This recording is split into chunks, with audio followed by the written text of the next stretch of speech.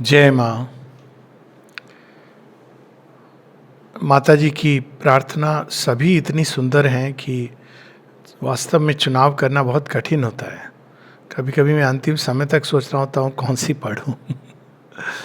खैर, एक चीज जो स्पष्ट होती है माँ श्री अरविंद के योग में और उनके जब विशाल साहित्य में जब हम प्रवेश करते हैं कि साधना और साधन और साध्य, इन तीन चीज़ों का हमको पता होना चाहिए।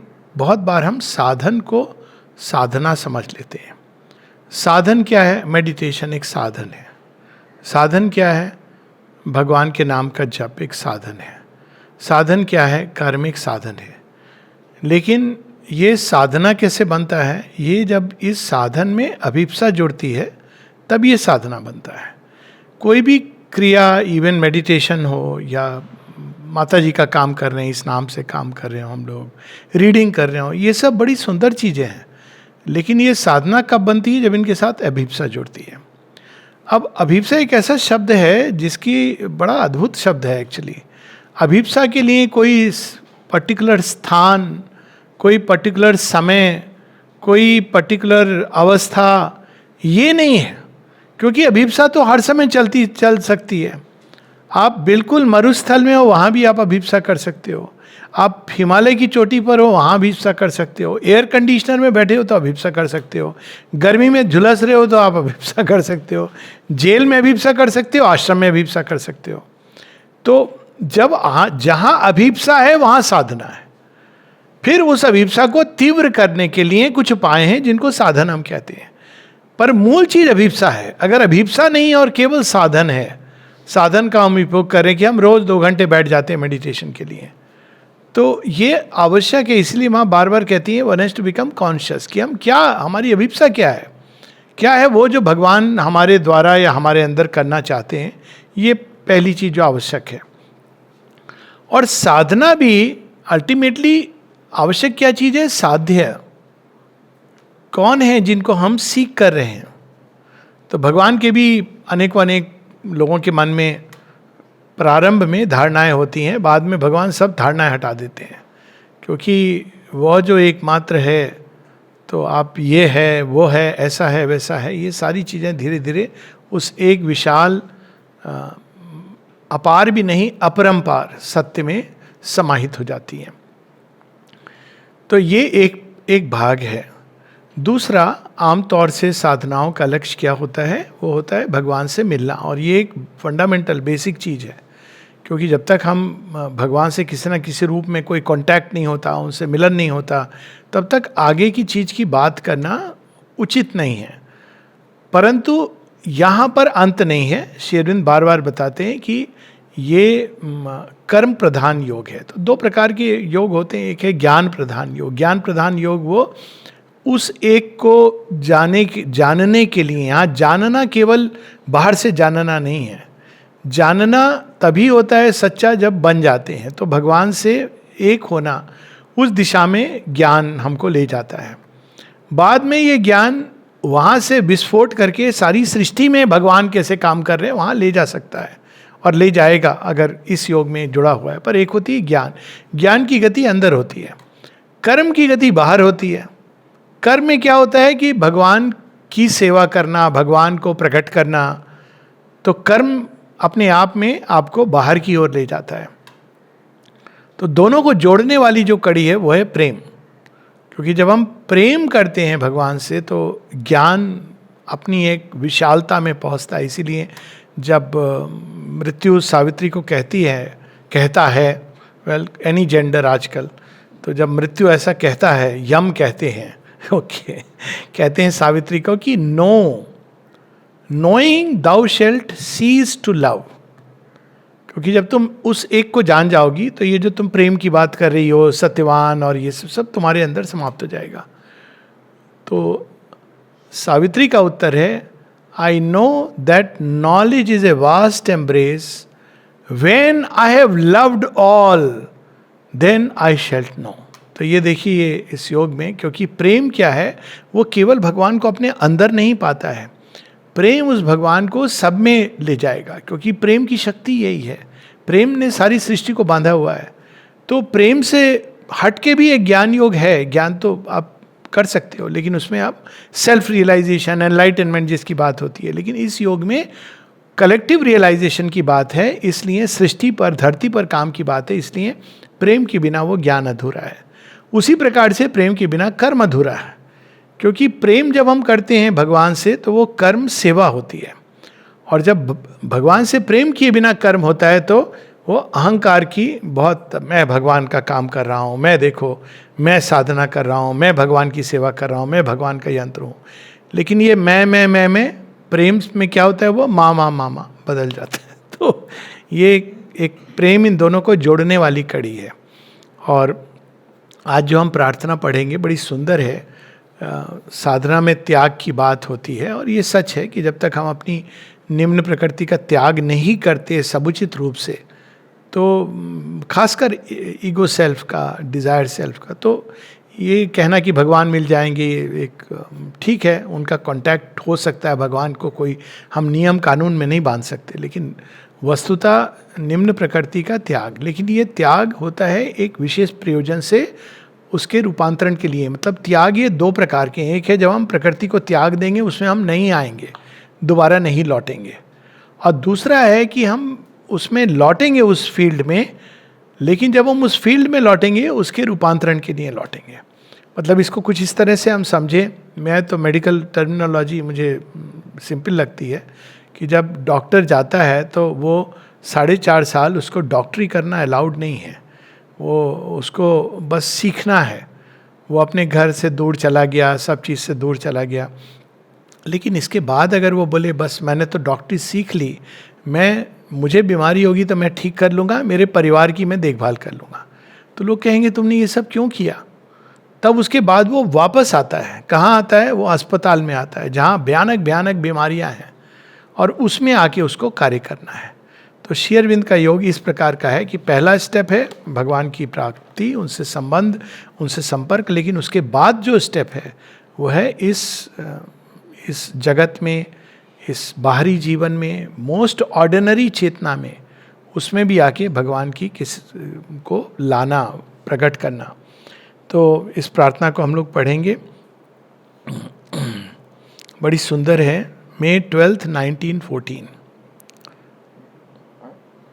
ये जब, जैसा पहले भी बात हुई है कि जब हम देखते हैं कि माँ की प्रार्थनाएं अचानक बदलती हैं श्री अरविंद से मिलने के बाद, और उसमें वो और अधिक कर्म प्रवृत्त और कर्म प्रधान बनती जाती हैं।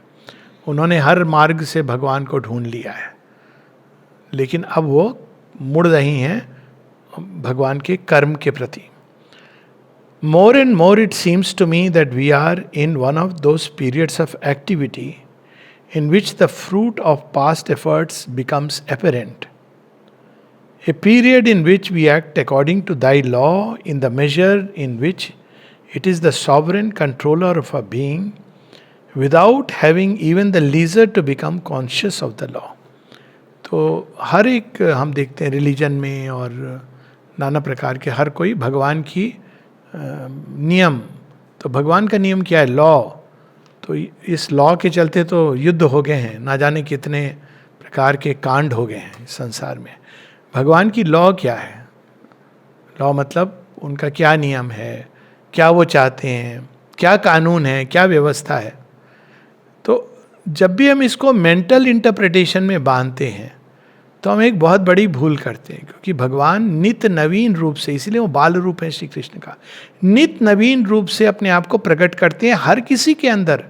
उसको उसके तैयारी के अनुसार, उसके भविष्य के अनुसार वो उसके मार्ग से ले जाते हैं।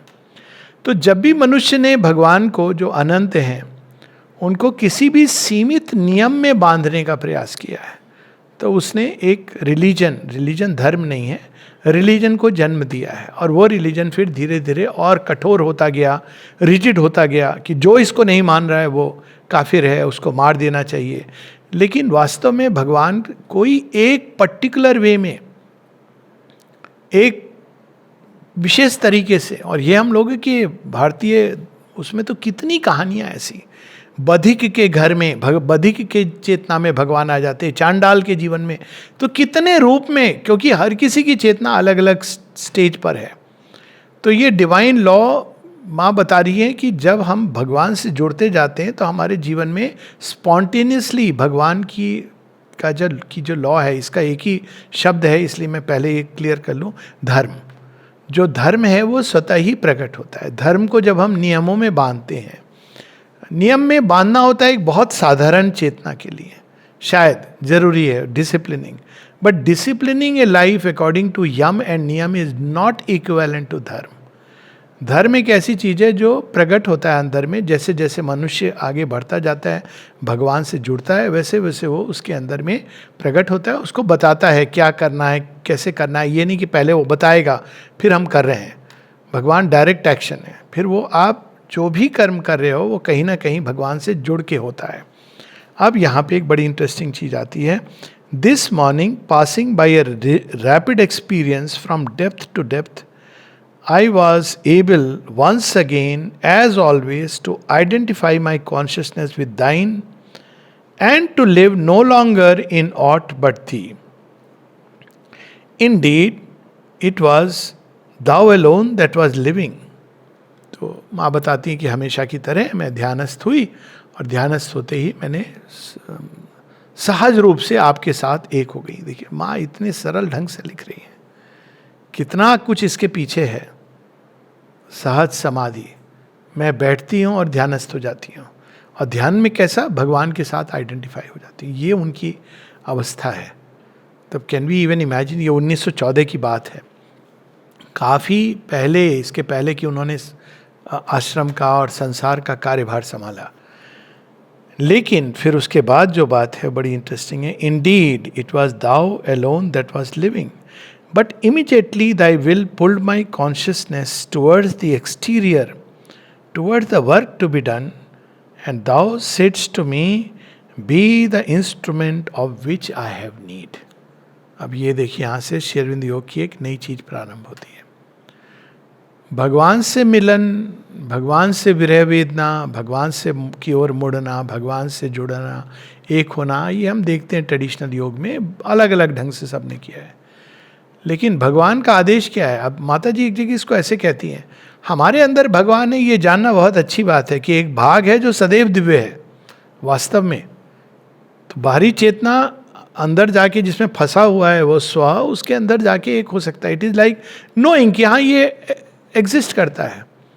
आप चले गए कश्मीर में, वहाँ आपने सुंदर बर्फ़ गिरी, आपने सुंदर सुंदर जगह देखी, लेकिन जब आप वापस आते हो तो आप यहाँ जब आते हो तो आपको छोड़ना पड़ेगा ना, नहीं तो आप या तो परेशान होगे या घर में एयर कंडीशन बैठ जाओगे। तो उस चीज़ को जो उन्होंने अनुभव किया है उसको अगर जीवन में उतारना है तो अपनी चेतना को मोस्ट एक्सटर्नल कॉन्शियसनेस में जाना पड़ेगा। ये एक ऐसी चीज़ है जो श्री अरविंद योग में होती है, जो कई लोग जो इसमें नहीं है वो नहीं समझ पाते। कई लोग हैं जिनकी चेतना को खींचा जाता है अंदर से बाहर की ओर। ये एक रिवर्स प्रोसेस है। नॉर्मली तो चेतना को अंदर जाना चाहिए, अंतर्मुखी होना चाहिए। ये अंदर से बाहर चेतना क्यों आ रही है और उसमें क्या होता है? तो वो ताकि आपको यंत्र बनना है। अब यंत्र कैसे बनेगा? अगर अर्जुन बोलेंगे नहीं मैं तो कुरुक्षेत्र में नहीं उतरूंगा, मुझे तो बस आपकी संगति चाहिए। यही देखिए बड़ी अद्भुत बात है। गोपियों का प्रेम अद्भुत है विदाउट डाउट, लेकिन जहाँ तक संसार है वहाँ कृष्ण और अर्जुन है, क्योंकि अर्जुन हमेशा उनके पास। राम की भक्ति बहुतों ने की, लेकिन हनुमान विलक्षण है। तो उसके लिए एक त्याग होता है जिसकी बात माँ कर रही हैं। Be the instrument of which I have need, and is not this the last renunciation. संसार का त्याग करना भगवान के लिए, इसकी बात हुई है। उस अद्भुत अवस्था का जो भगवान से मिलने के बाद होती है, उसका त्याग करना संसार में उनके काम के लिए, ये एक बिल्कुल विलक्षण बात है। ये श्री अरविंद के योग में ये एक नई चीज़ है जो बड़ी सुंदर है क्योंकि बार बार प्रश्न यही उठता है कि अगर वास्तव में इस संसार का कोई प्रयोजन ही नहीं है सिवाय इसके कि भगवान से मिलना हो, तो भगवान तो सदैव थे, ये सारा प्रपंच फिर क्यों हुआ? तो यहाँ इंस्ट्रूमेंट बनने के लिए you have to come out, और उसकी बात वो कह रही हैं, to renounce the sweet and pure joy of no longer distinguishing between thee and me the joy of knowing at each moment, not only with the intellect but by an integral experience, that thou art the unique reality and that all the rest is but appearance and illusion. ये इसमें एक नई चीज आती है कि आप संसार में उनके यंत्र बनते हो लेकिन उसमें रमते नहीं हो। आप संसार को वस्तुतः सत्य नहीं है, ये सत्य है क्योंकि वो भगवान का ही एक स्वप्न सत्य है, क्योंकि यहाँ भगवान का कार्य हो रहा है। और आगे बताती हैं, that the exterior being should be the docile instrument of which does not even need to be conscious of the will which moves it, is not doubtful, but why must I be almost entirely identified with the instrument? And why should not the I be entirely merged in thee and live thy full and absolute consciousness? ये अवस्था है जिसका वर्णन है। और इसकी एक बड़ी सुंदर कहानी है माता जी की, कि माँ जब वाराणसी में गेस्ट हाउस के वॉक करती हैं तो माँ कहती हैं कई बार श्री अरविंद अंदर में बैठ के he is pulling the super mind, और श्री कृष्ण उनके साथ चलते थे, तो माँ को बड़ा आनंद आता था। फिर उन्होंने कहा क्या अद्भुत आनंद है। तो फिर कुछ समय बाद श्री अरविंद आ गए, श्री अरविंद चलने लगे, तो उन्होंने कहा ये तो और भी अप्रतिम आनंद है। तो फिर माँ के हृदय में एक भाव उठा, ये सब क्या है, काम करना, डिवाइन वर्क, संसार, मनुष्य, इनका रूपांतरण। जैसे ये भाव उठा श्री अरविंद वैनिश्ड।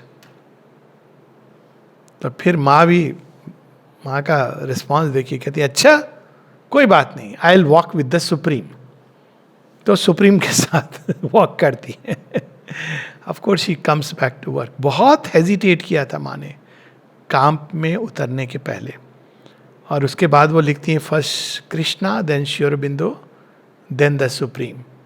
पर ये जो त्याग है माँ का, ये इस अवस्था में पहुँचने के बाद जहाँ सहज रूप से आप भगवान से जो उनके साथ मिल के जो आनंद होता है उसका त्याग करना, इस संसार के अचित अंधकार में उतरना, सबकी पीड़ा, सबके बोझ को अपने ऊपर लेना, उसको आत्मसात करना, सबके इम्परफेक्शन में अपने ही अंदर कोई इम्परफेक्शन को ढूंढना और उसको सही करना, ये एक अंतिम त्याग है जिसकी बात माता जी कर रही हैं। एक और प्रेयर है, उसका अंश हम लोग पढ़ेंगे। ये बड़ी सुंदर सुंदर हैं माता जी की यात्रा की, और उसमें एक और अवस्था है जिससे हम गुजरते हैं। ये मई 1914 की है।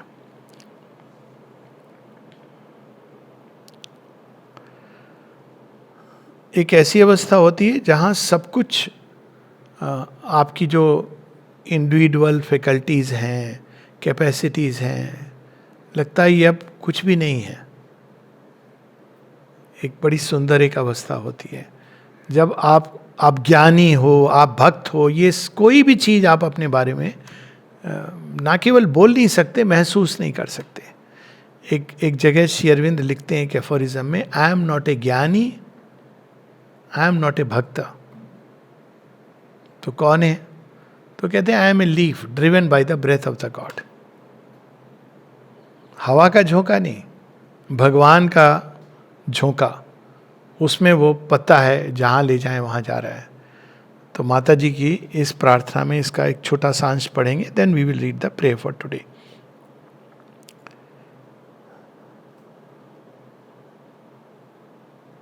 इवन इंस्ट्रूमेंट वो ऐसा बने वैसा बने, ये सब उनके अंदर से चला जाता है। ये मई 1914 में है। And something else knows that thy will is for this instrument to be consecrated to the service of all, even if that should be apparently harmful to its own perfectioning. क्योंकि जब आप सबकी सेवा, भगवान की सेवा सबके अंदर, तो स्वाभाविक है आप कांटेक्ट में आओगे. लोग इस चीज़ को समझ नहीं पाते थे. माँ बीमार क्यों पड़ गई ऐसे सोचते थे. एक बार पूछा अपने फेमस जो एक्टर हैं, उनके पिताजी जिन्होंने मधुशाला लिखी है, वो यहाँ आए थे दर्शन करने. दिनकर जी भी आते, इन सब तीनों कवि एक साथ आए थे, लेकिन इन्होंने दर्शन नहीं किए. भाग्य है अपना अपना. लेकिन क्यों? क्योंकि उस दिन माँ को जुकाम हो गया है. तो उन्होंने कहा ये तो भगवान कहते हैं, ये लोग भगवान को जुकाम क्यों हुआ, और वो चले गए. ये नहीं कि माँ ने अपने ऊपर जो पीड़ा ली है, जिसके कारण वो आइडेंटिफाई होके संसार के साथ हार्मफुल क्यों है वो परफेक्शनिंग, ये जनरली एडमिसेबल नहीं है. माँ बताती हैं कि लोगों के साथ आइडेंटिफाई करना, उनकी कॉन्शियसनेस के अंदर प्रवेश कर जाना, उसको समझ पाना, ये सब एक योग की एक अवस्था में संभव होता है. But it is not something to be done, क्योंकि फिर आप उनके अंदर की चीज़ें अपने अंदर चाहो ना चाहो लेते हो. इसलिए गुरु एक बहुत बड़ी जिम्मेदारी है. आजकल तो बहुत ईजिली ये शब्द हो गया है, क्योंकि वो गुरु तभी आप किसी को गाइड कर सकते हो जब आप उसके अंदर आइडेंटिफाइड हो. इसलिए श्रीमा श्री अरविंद के योग में there is no Guru, it is only mother and Shri Aurobindo. क्योंकि यदि आप ऐसा करते हो तो आप एक तो, क्योंकि हर व्यक्ति अपने पथ से चला है और आप कहीं ना कहीं उसकी छाप आपके अंदर है, वो एक एंगल है, वो एंगल उस दूसरे व्यक्ति के अंदर चली आएगी. हो सकता है उसका पथ बहुत भिन्न हो. आप इवन स्वामी विवेकानंद को देखिए. स्वामी विवेकानंद गुरु के रूप में नहीं आते हैं. गुरु श्री रामकृष्ण परमहंस है. एक बार उन्होंने प्रयास किया था, प्रयास नहीं किया, ऑटोमेटिकली किया. शुरू में मेडिटेट कर रहे थे किसी डिसाइपल के साथ, उन्होंने उस डिसाइपल को कहा तुम अपना हाथ मेरे हाथ पे रख दो, और वो उसको अलग अलग एक्सपीरियंसेस शुरू हो गए. अगले दिन जब वो मिलने गए तो श्री रामकृष्ण परमहंस ने उनको बहुत डांट लगाई. उन्होंने कहा तूने उसका पथ बदल दिया, उसका पथ कुछ और था. तो एक तो वो है. दूसरा, आप जाने ना जाने बहुत कुछ है जो अपने अंदर ले लेते हो ऑटोमेटिकली. ये दोनों तरह का बड़ा भयंकर ये ट्रांजैक्शन होता है. तो माँ जो कह रही हार्मफुल, माँ कितना बीमार पड़ गई थी इसकी बात हुई है 1926 के पहले, जब सबकी बीमारी अपने अंदर वो ले रही थी कि मैं ही अपने अंदर सब कुछ कर दूंगी, शमन कर दूंगी. तो वो एक अवस्था है जिसमें वो कहती हैं कि मुझे ये काम दिया गया है कि मुझे इंस्ट्रूमेंट बनना है. इंस्ट्रूमेंट बनना मतलब आप कि तलवार अगर इंस्ट्रूमेंट है तो वो रक्त रंजित होगी, क्योंकि इंस्ट्रूमेंट तो बाहर जाएगा और कर्म प्रवृत्त होगा. कर्म प्रवृत्त होगा तो उसका घर्षण होगा, मिलन होगा, संघर्ष होगा अलग अलग चेतना के साथ, और उसके कारण उसके अंदर बहुत कुछ आएगा. तो यहाँ पे माँ बताती हैं कि लेकिन यह मुझे दिया गया है कि thy will is for this instrument to be consecrated to the service of all, even if that should be apparently harmful to its own perfectioning. यही चीज़ थी जिसके कारण माँ श्री अरविंद कहते हैं हम दोनों के अंदर एक समय था जब ये प्रश्न उठा कि हम सबको साथ लेके चलें या हम अकेले पहले सिद्धि को प्राप्त कर लें, सुप्रामेंटल रूपांतरण कर लें. तो फिर माँ कहती हैं कि it was not a mental choice, the decision was spontaneous, that we have to carry everybody together. और वो कैरी एवरीबडी टुगेदर किस हद तक जाता है. माँ बताती हैं कि जब बच्चे आए सेकेंड वर्ल्ड वॉर में तो उनको भी she started carrying everybody together. और कहती है इसके कारण हमारे अंदर बहुत सारी कठिनाई आ गई हैं आश्रम के जीवन में. पहले कई लोग जब देखते हैं उस समय का जीवन जब बताते हैं, अब तो बहुत कम ऐसे बचे हैं, और बच्चों के आने के बाद जीवन बदल गया. माँ कहती है यू डोंट एक्सपेक्ट दो लिटिल बेबीज टू डू साधना. वो तो घूमते थे बच्चे, हंसते थे, खेलते थे. सारे जो सीरियस साधक थे, ध्यानस्थ, उनके लिए बिल्कुल नई चीज़ थी. कहती है हम जो करना चाह रहे थे वो 30 वर्ष और धकेल दिया गया. लेकिन एक चीज़ जरूर है कहती हैं कि वो समस्याएं जीवन की जो हमको आज नहीं तो कल लेनी थी, वो हमने आज ही ले ली। तो एक बार हम इससे जब निकल जाएंगे तो वो रियलाइजेशन ज़्यादा परफेक्ट होगा। तो वो सबको ले करके चलना, ये कलेक्टिव योग में जो माता जी और श्री अरविंद ने किया है, और लोग प्रश्न करते हैं श्री अरविंद के सुपरमेंटलाइजेशन, ये उन्होंने त्याग किया इसका, क्योंकि अगर वो चाहते तो सबसे कट ऑफ होके कर सकते थे।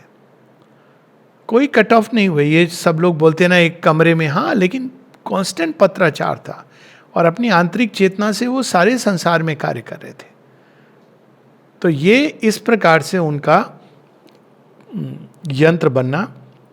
और फिर बड़ी सुंदर सी बात है जो हमेशा हमको स्मरण रखनी चाहिए, something in this being tells thee O lord, कोई चीज़ है मेरे अंदर जो आपसे कह रही है, I know nothing, I am nothing, I can do nothing, I am in the darkness of inconscience, and something else knows that it is thy self, and so is the supreme perfection. उसमें भी, अंधकार में भी, वो भगवान जानती कि मेरे साथ हैं, मैं ही हूँ। वह सत्य जो परम सत्य है वो कभी उनसे विस्मृत नहीं होता है। अब यहाँ पे लास्ट में जो पार्ट है बड़ी इंटरेस्टिंग है, साधना अधीरता से नहीं की जाती है, क्योंकि ये सारी अवस्थाओं से साधक गुजरता है।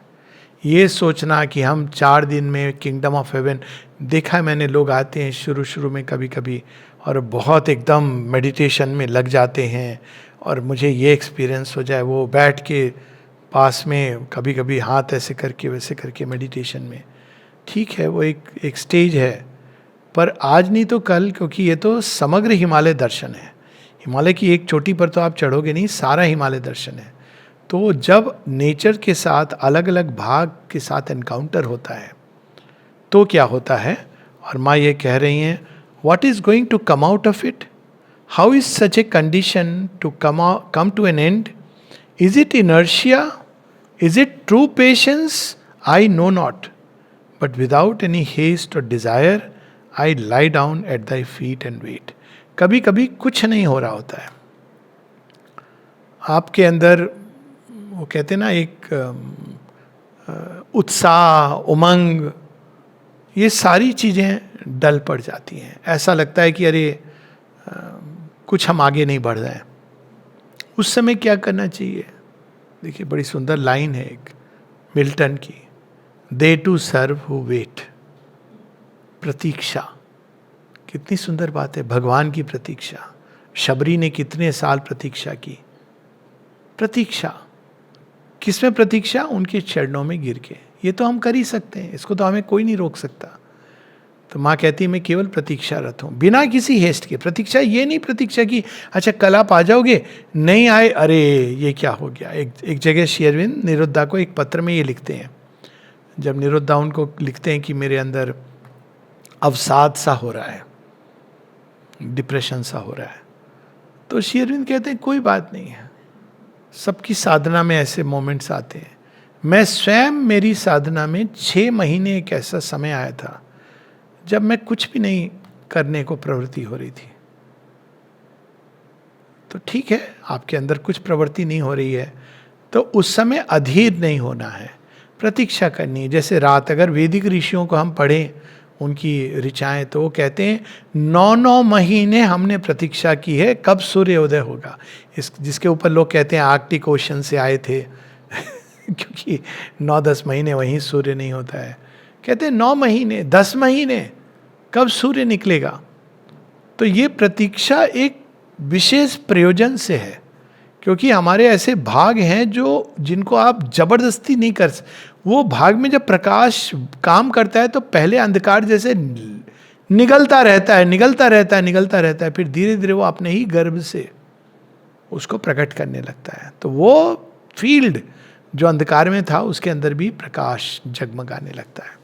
वो स्टोरी ना, चौथा वेद कैसे प्रकट हुआ, ऐसे ही प्रकट हुआ। एक असुर था, क्या नाम था उसका, हैग्रीव था शायद। उसने वेदों को संसार में नहीं जाना चाहिए, इसलिए उसने वेदों को खा लिया। अब वेद तो उसने खा लिया, कि भाई विलुप्त कर दूंगा मैं संसार से, पर वेद तो कोई किताब है नहीं।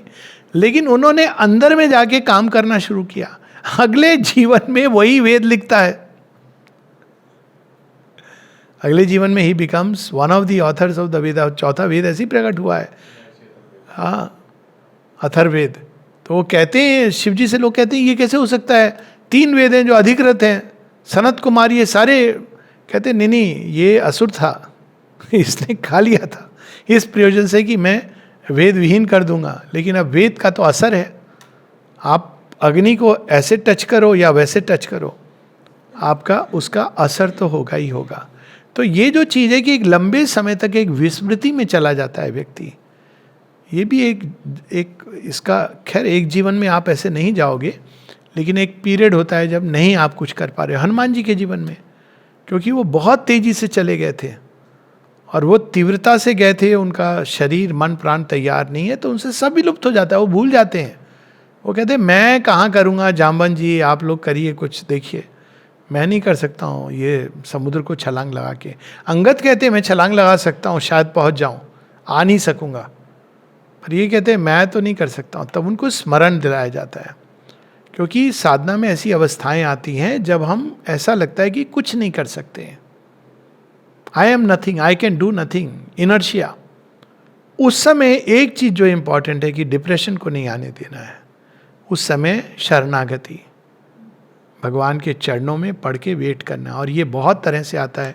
एक और कहानी बताऊं, एक यहाँ पे नाम नहीं लूँगा, वो अभी भी जीवित हैं, तो बता रहे थे कि वो एक डिपार्टमेंट में काम करते थे, तो उनको कुछ हुई, अनबन हुई, जो भी हुई, तो उनको कहा गया कि इसमें अब तुम नहीं आओगे।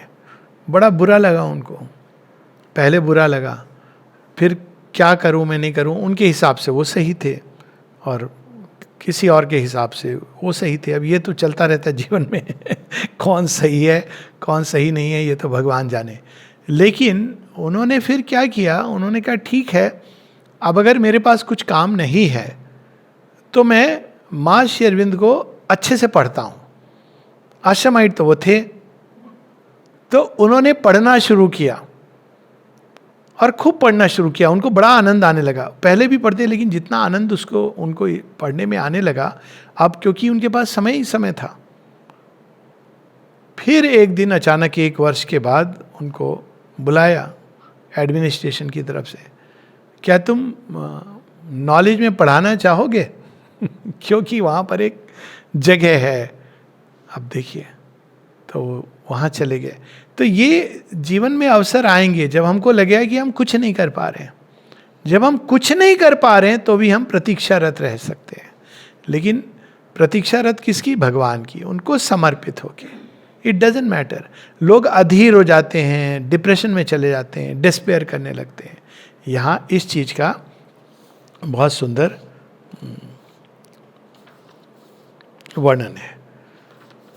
अब एक और काम, छोटा सा पाठ पढ़ेंगे, छोटा सा भाग, ये मेरी बड़ी फेवरेट प्रार्थनाओं में से है। वह है मई 23, 1914। भगवान के भिन्न भिन्न एस्पेक्ट्स हैं और भगवान के अंदर ये सब समाहित है। आमतौर पे इन एस्पेक्ट्स को देवताओं का नाम दिया गया है, और अक्सर हम लोग देखते हैं कि पुराने समय में ये इसके देवता हैं, वो उसके देवता हैं, और इस योग में हम देवताओं की अलग अलग ढंग से पूजा नहीं करते हैं। लेकिन क्या इसका अर्थ है कि वो समाप्त हो गए? नहीं, ऐसा नहीं है कि वो समाप्त हो गए, वे सब हैं, और वे सब, उनकी जो शक्तियां हैं भगवान में, वो जाके एक हो जाते हैं और उसका आवाहन है। तो माता जी आवाहन कर रही हैं, और किसका आवाहन कर रही हैं? Let me not talk about it, let me read it. इस प्रार्थना को जो मई 23, 1914 की है, जो मैंने एक समय नाम दिया था, वो था मेडिटेशन ऑन लव। आपने बहुत तरह के मेडिटेशन सुने होंगे। Meditation on love.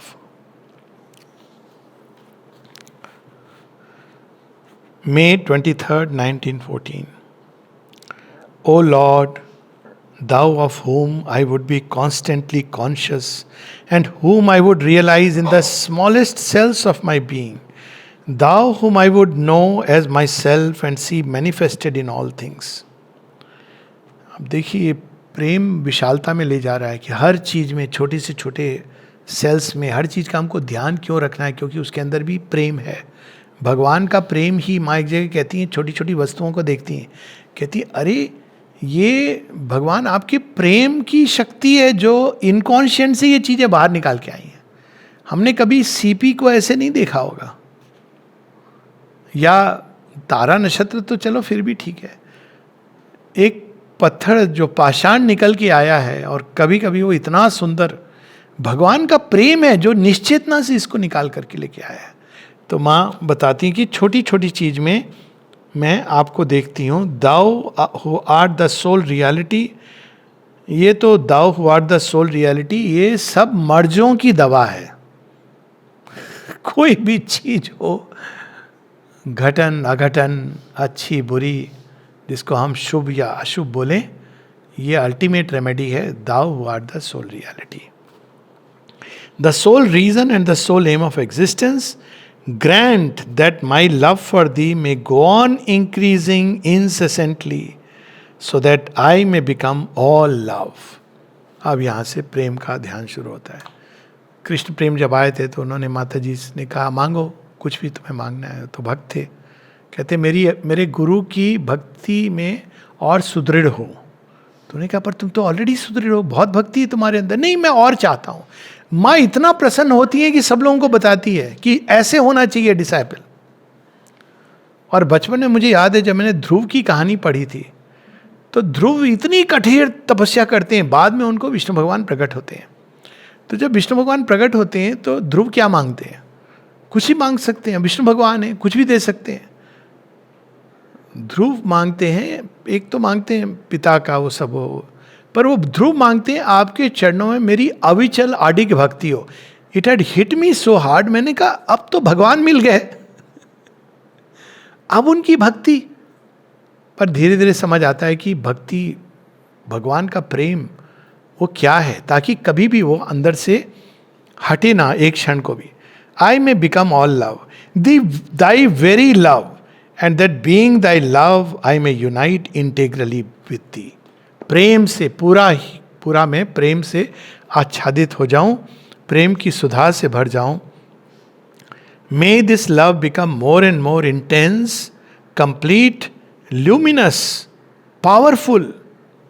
तो ये वो वाला प्रेम नहीं जो बस वो रो रहा है, बिलख रहा है. ल्यूमिनस, ये वो वाला प्रेम नहीं जो ब्लाइंड है, जो ज्ञान युक्त है, प्रकाशवान है और साथ में सशक्त है. May this love be an irresistible elan towards thee, an invincible means to manifest thee. एक पूरी कन्वर्सेशन है जिसमें माँ बताती हैं रूपांतरण तो प्रेम ही करता है. तो फिर सुपर माइंड क्या करता है? सुपर माइंड तैयार करता है. सत्य की चेतना के बिना ये प्रेम अगर उतर जाए तो ये बहुत संभाल नहीं पाएगा. इसलिए माँ कहती हैं इसीलिए क्योंकि इतना प्रचंड है, इतना तीव्र है कि इसको रिसीव करने के लिए मनुष्य को कुछ तैयारी करनी है.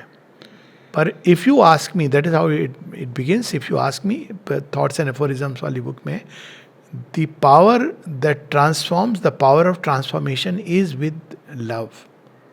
तो प्रेम के अंदर वो उस प्रेम को मैनिफेस्ट. तो माँ तो प्रेम को मैनिफेस्ट करने आई हैं, ग्रेस को मैनिफेस्ट करने आई हैं. हम लोग उनको न्यायाधीश बना देते हैं, गुरु बना देते हैं, और वो फिर हम उनको बहुत नीचे ले आते हैं.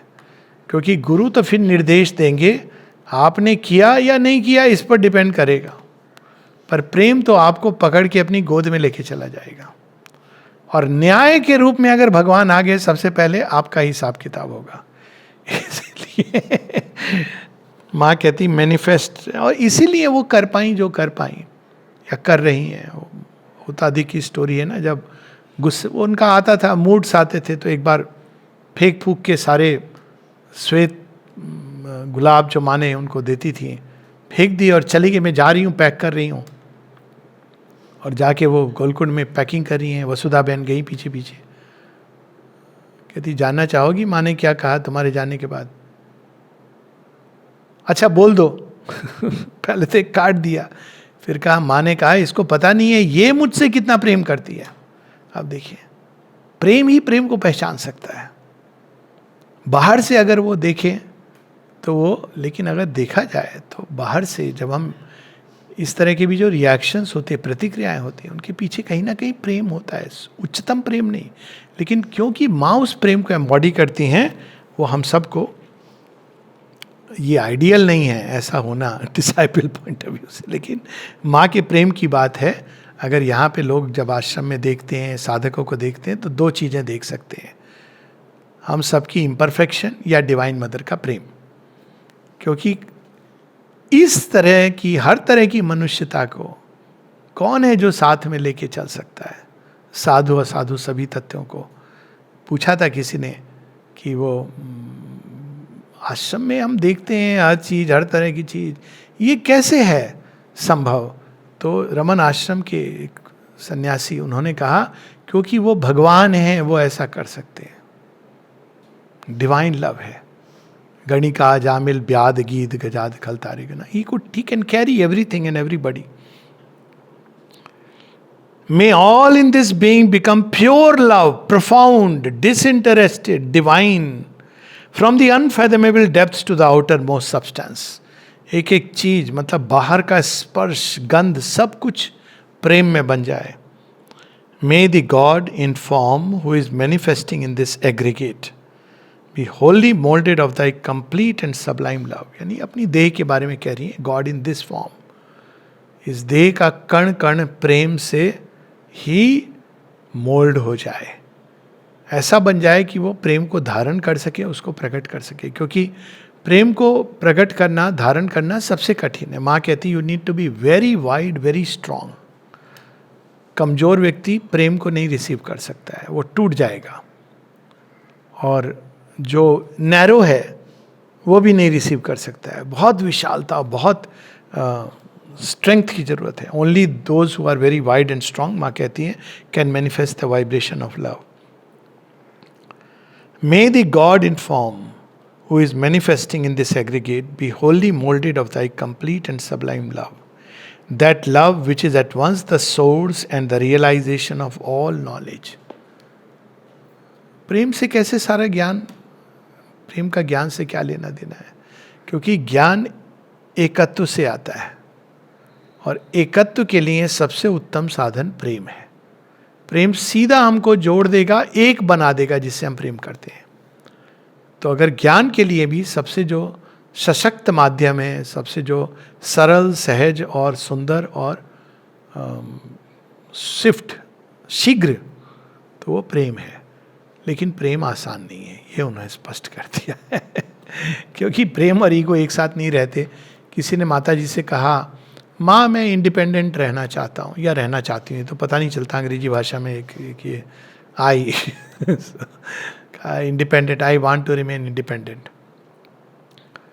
तो माँ ने कहा ठीक है, लेकिन फिर तुम्हारे जीवन में प्रेम नहीं रहेगा. फिर वो एक मिस्टिक की बात बताती है, कहती है तुम इंडिपेंडेंट रहना चाहते हो, तुम सेवा नहीं करना चाहते हो, तो तुम्हारे जीवन में प्रेम नहीं रहेगा. फिर उसने कहा रिकंसाइल कैसे करेंगे इसको, नीड फॉर फ्रीडम को. एक और फ्रीडम है जिसकी नीड है, जिसके कारण हम इंडिपेंडेंट रहना चाहते हैं. भाई मैं फ्री होना चाहता हूँ. फिर आप कह रहे हो प्रेम के बिना, तो ये रिकंसाइल कैसे होगा? तो माँ बड़े सुंदर ढंग से बताती है. वो कन्वर्सेशन मेरा बड़ा प्यारा स्वीट सा कन्वर्सेशन है. माँ कहती देखो, फ्रीडम केवल भगवान से जुड़ने के बाद ही होती है. The only true freedom is union with the Lord. और यूनियन विद द लॉर्ड का सबसे सशक्त माध्यम है प्रेम और सेवा. तो तुम फ्री होना चाहते हो ना, तो फ्रीडम और इंडिपेंडेंस दो अलग चीज है. स्वतंत्रता और स्वच्छंदता दो अलग है. तुम अगर इंडिपेंडेंट होना चाहते हो तो वो अपने आप में संभव नहीं है, क्योंकि संसार में सब कुछ एक दूसरे से जुड़ा है, परस्परता है.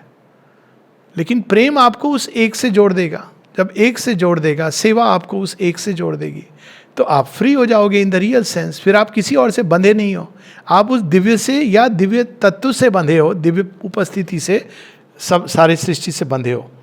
तो फिर मैं बता आगे हमें, That love which is at once the source and the realization of all knowledge.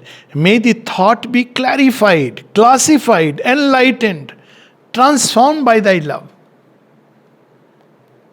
प्रेम के अंदर एक प्रकाश है जो बिल्कुल भिन्न रूप से चीजों को दिखाता है. जब माइंड या ज्ञान क्लासिफाई करता है तो लास्ट रिकंसिलिएशन में जाके संसार और जगत के बीच में वो खाई बन जाती है. लेकिन प्रेम उस खाई को भर देता है. तो जब प्रेम क्लैरिफाई करता है चीज़ों को, हर किसी के अंदर वो दिव्य उपस्थिति देगा. क्लासिफाइड, तो क्लासिफिकेशन प्रेम का क्या होता है? किसी के अंदर प्रेम बड़ा प्रकट है, किसी के अंदर छुपा है, विलुप्त है, किसी के अंदर वो डिस्टॉर्टेड है, किसी के अंदर परवर्टेड है. तो वो एक अलग माँ डेथ को भी कहती हैं तेरे अंदर भी है. तभी तो वो रूपांतरित होता है कि you are also an instrument. Clarified, classified, enlightened, transformed by thy love. May all the forces of my life, solely penetrated and molded by thy love, become irresistible purity and constant energy, power and rectitude. प्रेम शुद्ध करता है, क्योंकि प्रेम सबसे बड़ी अशुद्धि कहाँ से आती है? सारे प्रेम की अशुद्धि, जीवन की किसी अशुद्धि को देखिए तो वो ईगो और डिज़ायर से आती है. बेसिकली डिज़ायर का रूट ईगो है. प्रेम ही एक ऐसी चीज़ है जो आपके ईगो को इतना समाप्त कर सकता है कि आपके अंदर डिज़ायर का स्पंदन भी नहीं उठेगा. क्योंकि love is that power, is the great purifier. आप प्रेम करोगे तो कैसे अपने बारे में सोच सकते हो? ज्ञानी तो सोचता है कि मुझे ज्ञान अर्जित करना है, ये मेरे मार्ग में बाधा है, इसको हटा दो या हट जाओ. लेकिन जो प्रेमी है, जो भगवान को प्रेम करता है, वो किससे भागेगा, कहाँ भागेगा? क्योंकि सब जगह वो भगवान को पाएगा. और इसलिए प्योरिटी जो प्रेम से आती है, प्रेम के मार्ग से प्योरिटी बड़ी अद्भुत ढंग से. इक्वालिटी प्रेम के मार्ग से आती है. और श्री अरविंद कहते हैं इक्वालिटी की जो डिफरेंट स्टेजेस हैं, लास्ट आती है resignation and complete surrender to the will of god. कि भाई आपको पता है मेरे लिए उत्तम क्या है. ये सरेंडर, विल ऑफ गॉड, ये प्रेम की अंतिम फ्लावर है. तो माँ कहती मेरे जीवन की सभी गतियाँ उस प्रेम से चलने लगें और बदल जाएं, और मेरे अंदर वह पवित्रता आ जाए, irresistible purity, constant energy, power and rectitude. Energy क्यों आती है? प्रेम से. प्रेम से ही एनर्जी आती है, क्योंकि प्रेम का विपरीत है सेपरेट, ईगो. और अगर हमारी एनर्जी कट ऑफ हो गई है, मतलब हम गिर गए हैं तमस में. और ईगो इज द, इस तमस में गिरने के लिए जो होल है ना, ईगो का होल, जितने हम नैरो हो जाते हैं, संकुचित हो जाते हैं. और जीवन में भी हम देखते हैं, माएँ जब बच्चे के लिए कुछ करती हैं, कितनी भी थकी होंगी, बच्चे के लिए देखो उनको एनर्जी कहाँ से आ जाती है. किसी को भी हम प्रेम करते हैं तो एक मानवीय जीवन में भी हमारे अंदर एक ऊर्जा आ जाती है. वो ऊर्जा हमको, मतलब यहाँ तक मैंने देखा है लोगों को, इवन कुत्ते से प्रेम करके उनके अंदर इस तरह का भाव आ गया कि भाई हम इस कुत्ते को असहाय नहीं छोड़ेंगे. तो मैंने कहा भाई तुमको एडमिट होना ज़रूरी है, क्योंकि तुम्हारी ये अवस्था आ गई है, ये प्रॉब्लम आ गई. बोले नहीं, जब तक ये कुत्ता है तब तक मैं नहीं मरूंगी, इसका मुझे विश्वास है. मैंने कहा तब ये डॉग नहीं, गॉड है. ये कुत्ते के कारण नहीं है, ये तुम्हारे प्रेम के कारण है. और होती है, अब देखिए आप, और कुछ नहीं हुआ, सब ठीक हो गया. तो प्रेम के अंदर बहुत बड़ी शक्ति होती है, जो आज के समय में हम लोगों ने उसको डिनाई करके, उसको नेगेट करके, और इसी कारण हम देखते हैं कि ये सिविलाइजेशनल बीमारी है प्रेम का भाव, जिसके कारण व्यक्ति भी सफ़र कर रहा है, समाज भी सफ़र कर रहा है.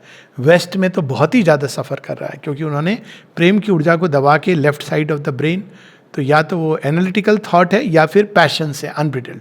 प्रेम प्योरीफाई करता है, वो रिफाइन करेगा. प्रेम के अंदर सौंदर्य बोध है. प्रेम कभी क्रूडनेस की तरफ नहीं जा सकता. क्रूडनेस कहाँ से आती है? छीनना, झपटना. और प्रेम में क्या है? देने का भाव. अपने आप आपको रिफाइन कर देगा. आप केवल कल्पना कीजिए कि अगर आपको हाथों से कोई कर्म करना है छीनने के लिए, और वही कर्म देने के लिए आपके हाथ कैसे चलेंगे. तो ये जो भाव होता है प्रेम का, ये रिफाइन करता है, प्योरीफाई करता है. मे दिस इंटरमीडियरी बीइंग, क्या सुंदर बात बता रही माँ. ये वाणी माँ की, may this intermediary being made weak, profit by its weakness to reconstitute itself with the elements which may be wholly moulded of thy love. ये महालक्ष्मी के संदर्भ में भी आती हैं कि वो हमारी कमजोरियों को, वीकनेसेस को, वो एक पुली बना के हमको खींच लेती हैं भगवान की। और वीकनेस क्या, वो अमल किरण ने जो बताया ना कि मेरे अंदर ये स्वभाव में था कि मैं कहीं भी देखता था सुंदर चेहरा गिर पड़ता था। एक दिन मैंने जगन माता माँ को देखा तो वहीं गिर पड़ा। अब वीकनेस यहाँ इस सेंस में है कि जो बड़े इगोइस्टिकली बहुत तन के रहते हैं, यहाँ वीकनेस उस सेंस में है। माँ वीकनेस उसकी बात नहीं कर रही है कि मेरे चारित्रिक कमजोरी की बात नहीं कर रही है। माँ कह रही है कि वो जो तन के रहते हैं हर समय, वो चले गया है मेरे अंदर से, मैं बड़ी रिचु हो गई हूँ। किसी को भी वो कोई भी आता है उनके पास, कई बार लोग इसीलिए माँ की बात नहीं समझ पाते थे कि अभी वो गया था, आपने उसको ऐसा कहा, फिर ये आपने उसको बदल क्यों दिया, चेंज क्यों कर दिया, क्योंकि प्रेम के वश है वो। See seeing everything with that love, eye of love. तो माँ कहती हैं कि यह, इससे सारी सृष्टि का कल्याण हो और सब कुछ मेरा मोल्ड हो जाए, क्योंकि प्रेम हमको रिजु बनाता है। प्रेम के लिए आप कोई भी त्याग कर सकते हो, जिसको प्रेम करते हो उसके लिए आप किसी सीमा तक जा सकते हो। तो ये हमको बाहर से जो देखते हैं वो लोग इसको कहते हैं वीकनेस, सेंटिमेंटैलिटी, बुद्धू बना देते हैं लोग तुमको। तो कहना चाहिए हाँ पता है, पर बुद्धू बनने के मार्ग से बुद्धि आती है जो बहुत होशियार समझते हैं अपने आप को क्योंकि प्रेम की आपको ये ऑटोमेटिकली वो अंदर से आपको रिजु बना देता है। And may this body becoming a burning brazier radiate thy divine impersonal sublime and calm love through all its pores. एक एक नक्शिक रोम रोम से आपका प्रेम प्रकट हो। और माँ यहाँ क्या कह रही हैं, काम लव। ये प्रेम आपको व्याकुल वेहुल वो वाला प्रेम नहीं है, एक ऐसा प्रेम है जो आपकी हृदय की गहराई से उठ के आप्लावित कर देता है सारी सब कुछ। एक बड़ा सुंदर गाना है जिसमें ये कैप्चर किया गया ये भाव, प्रेम सुधा इतनी बरसा दो सब जग जल हो जाए। एक एक रोम रोम से प्रेम प्रकट होने लगे, वृष्टि होने। लोग बताते हैं माँ की दृष्टि बदल देती है, माँ का स्पर्श, उनका स्मरण बदल सकता है हम लोगों को, क्योंकि वो साक्षात प्रेम है। May the brain be reconstituted by thy love. देखिए रूपांतरण कितना सुंदर है ये। Finally may thy love overflow, inundate, penetrate, transfigure, regenerate, animate everything with the power, splendour, sweetness and force which are its very nature. प्रेम की यही बहता है, फैलता है, विकीर्ण होता है। इसीलिए लोग कई बार पूछते हैं, मेरे से भी पूछा है, दूसरों से पूछते हैं, भाई आश्रम आप क्यों, आपने इंस्टीट्यूशन ज्वाइन किया? मैंने कहा देखो मुझे इंस्टीट्यूशन के बारे में नहीं पता है, पर यहाँ माँ के प्रेम की लीला हुई है, हमारे लिए वो पर्याप्त है। यहाँ उनकी प्रेम की लीला हुई है। अब वृंदावन के बारे में क्या है वृंदावन में, क्योंकि श्री कृष्ण की लीला, श्री कृष्ण ने वहाँ प्रेम की लीला हुई है। वो जो प्रेम की जहाँ लीला होती है वहाँ कण कण में प्रेम विद्यमान होता है। प्रेम ही ऐसी शक्ति है जो हर चीज में छाप पड़ी है उनकी, उनके चरण पड़े हैं, उन्होंने हाथ से इस चीज को छुआ होगा, देखा होगा। एक किसी के घर को मैं जानता हूँ, वो उन्होंने बड़ी सुंदर एक स्टोरी बताई। उनका घर बालकनी रोड से आई थिंक 2 रोड्स के बाद है। तो उन्होंने बताया स्वीट सी स्टोरी की, सबसे अच्छी बात ये होती थी कि मेरे घर को माँ बालकनी में जब आती थी तो देख सकती थी। तो उनको इस बात से बड़ा आनंदित। हुतादी की कहानी तो हम जानते ही हैं कि माँ ने उनको एक पर्टिकुलर विंडो को खुला रखने को कहा था, बिकॉज उस विंडो से वो भी देख सकती हैं और माँ भी देख सकती हैं। तो जिस घर पे माँ की दृष्टि पड़ी हो उसके अंदर प्रेम तो कण कण में बसा होगा। पर्सनल नोट पे मुझे तो यही खुशी होती, लोगों ने कहा डेजरे में शुरू में घर जा लेते समय कि भाई इसमें तो भूत रहता है। मैंने कहा भूत को छोड़ो, माता जी वहाँ गई हुई हैं भूत का देखेंगे भूत को, माँ के चरण पड़े उस घर के अंदर, वो नहीं जो नया कंस्ट्रक्शन वाला पार्ट नहीं, लेकिन उस बिल्डिंग के अंदर पड़े हैं माँ के चरण। ये मुझे मालूम है, 2-3 बार गई हैं, और क्या चाहिए आपको। भूत, राक्षस, असुर सब स्वीकार है। तो ये जो प्रेम की जो छाप होती है वो अद्भुत होती है, वो कभी नहीं मिटती है। माँ की लीला तो अभी शुरू हुई है, वृंदावन को देखो अभी तक चल रहा है। तो ये आश्रम इंस्टीट्यूशन तो बदलता रहता है, लेकिन ये जो स्थान है जहाँ श्री अरविंद का तप प्रसाद और माता जी का प्रेम की बाढ़ आई हुई है, इसको तो ये तो अमिट है। तो माँ की ये प्रार्थना है, इन दाई लव इज पीस। शांति चाहिए, भगवान से प्रेम करो, उनके प्रेम का अंश धारण। प्रेम अपने आप, क्योंकि अशांति कहाँ से आती है, मुझे ये चाहिए। और प्रेम क्या करता है, परफेक्ट रेमेडी, ट्रीटमेंट, डिजीज ईगोआइटिस, उसी से डिसहार्मोनी आ रही। जितनी डिसहार्मोनी है, देखा जाए डिसहार्मोनी डिसऑर्डर आपके ईगो के कारण आ रहे हैं। ईगो ही करती ना, किसी चीज में अधिकता ले आएगी किसी चीज को। Love is the remedy. हम लोग प्रिस्क्राइब तो नहीं कर सकते, आई विश डिस्पेंसरी मिलता नहीं है। टेक दाउ डिवाइन मदर्स लव। इलाज के लिए आपको जाना पड़ेगा, वो अलग।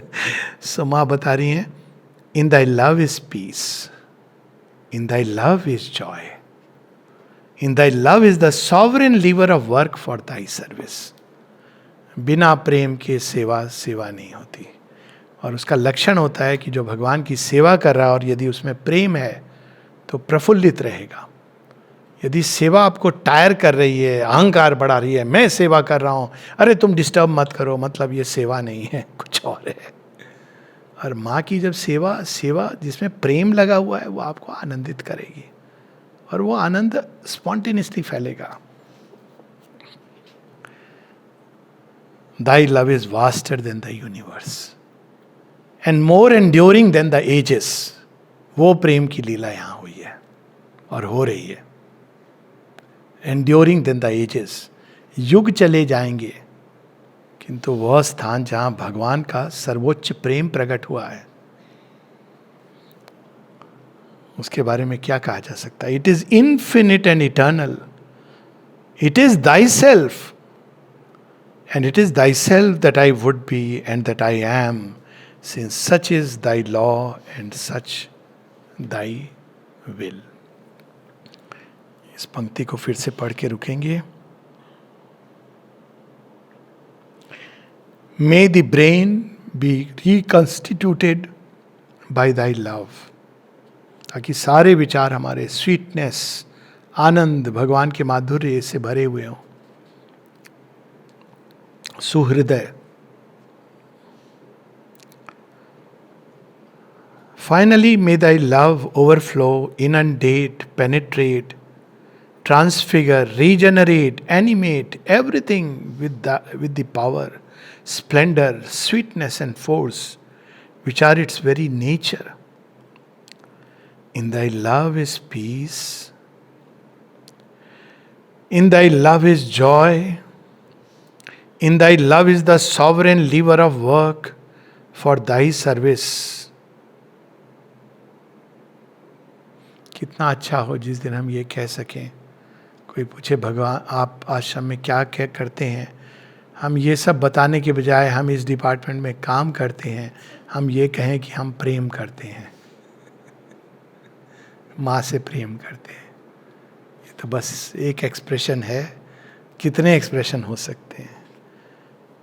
In thy love is peace, in thy love is joy, in thy love is the sovereign lever of work for thy servitor.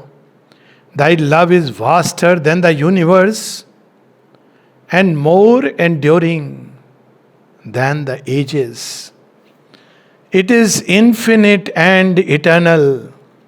It is thyself.